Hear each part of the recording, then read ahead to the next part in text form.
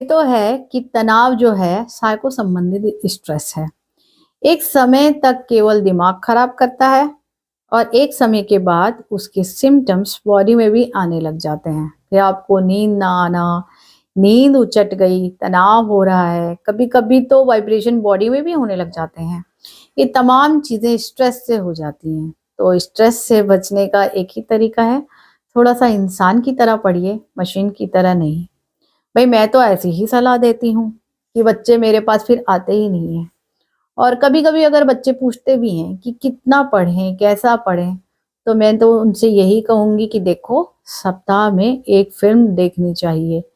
ये तो भई हुई पहली सलाह, सप्ताह में 1 फ़िल्म। अगर स्कोप है तो सिनेमा हॉल में जाकर देखिए, 2-4 दोस्तों के साथ देखिए और सुनिए, वीएफ-जीएफ वाली चक्कर में मत पड़ना, उसमें तनाव बहुत ज़्यादा होता है।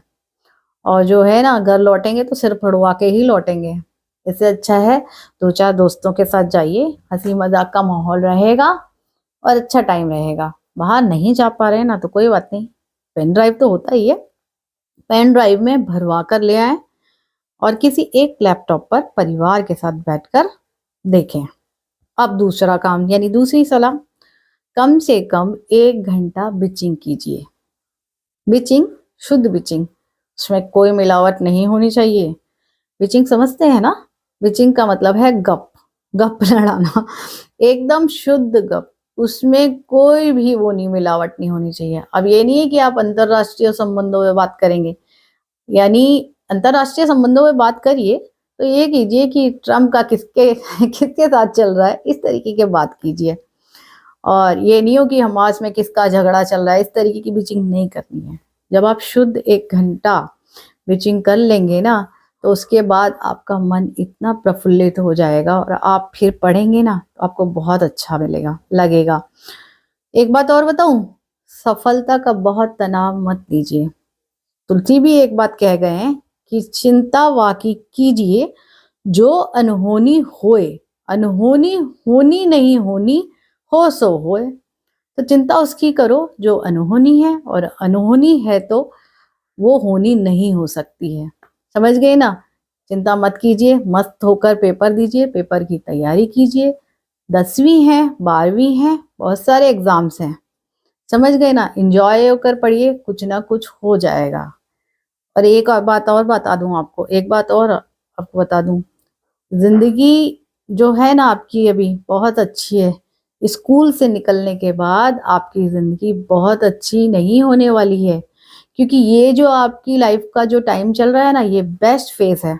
इस समय दोस्त है, पढ़ाई है, पढ़ने-लिखने का समय है, कुछ नहीं करना है, घरवाले आपका खर्चा उठाते हैं। इतना अच्छा फ़ेज़ जो है ना जीवन में दोबारा नहीं आएगा। ये आपके जीवन का सबसे अच्छा फ़ेज़ है।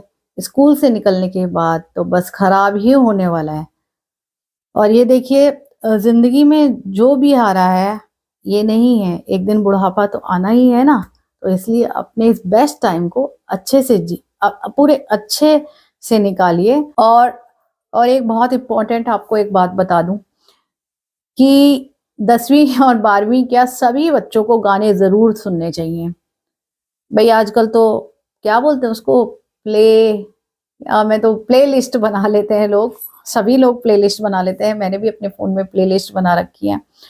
और देखिए भजन की प्लेलिस्ट अलग बनाइए, गानों की प्लेलिस्ट अलग बनाइए, गज़ल्स की अलग बना लीजिए। सुबह उठते हैं ना, उसमें जब तक आप तैयार होते हैं, आप गाने, भजन जो भी आपको सुनना है सुनिए। ये आपको करना होगा, समझ आया?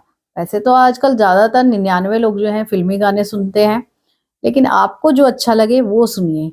आप ये देखिएगा आपका जो है आपका जो मन है ना खुद देखो म्यूज़िक जो है ना आपको डाइवर्ट कर देता है। कई बार क्या होता है हम बड़े बड़े बुरे मूड में होते हैं और उस समय अगर म्यूज़िक चला लेते हैं ना, तो वो बुरा फ़ेज़ हमारा कहीं न कहीं निकल जाता है, हम उस प्रॉब्लम से बाहर आ जाते हैं, उसका कोई ना कोई रास्ता निकल जाता है। और कई बार तो मैं देखती हूँ कि बच्चे रोड पर चल रहे होते हैं, कान में वो ईपी ईयरफ़ोन लगा के चल रहे होते हैं। ऐसा लगता है देखने में कोई इंसान नहीं रोबोट चल रहा है। ऐसी गलती मत कीजिए, घर पर आराम से सुनिए या कहीं एकांत में वहाँ पर आराम से सुनिए, रोड पर मत सुनिए। तो म्यूज़िक को अपनी लाइफ़ का एक हिस्सा बनाइए, चलते चलते मैं आपको अपने पिताजी के बारे में थोड़ा सा बता देती हूँ कि जब हम लोग 10वीं 12वीं में थे तो उन दिनों वो बहुत ज़्यादा व्यस्त रहते थे, उनके पास घर के लिए बिल्कुल समय नहीं हुआ करता था। उन्होंने कभी भी हमको इस तरीके से समय नहीं दिया जैसे आम पापा या डैडी फादर्स जिस तरीके से पिता देते हैं। लेकिन उनका क्या होता था कि वो हमें कभी प्रेशराइज नहीं करते थे कि हाँ तुमको ये बनना है।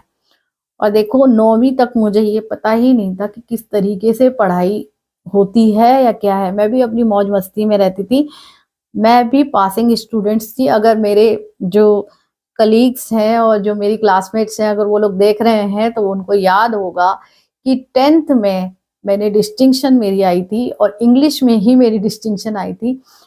10th में ही मुझे जाके पता चला कि एक कंपटीशन होता है, लेकिन हमने कभी पढ़ाई को अपने सर पर हावी नहीं होने दिया और उसमें हमारे पेरेंट्स का बहुत बड़ा रोल था।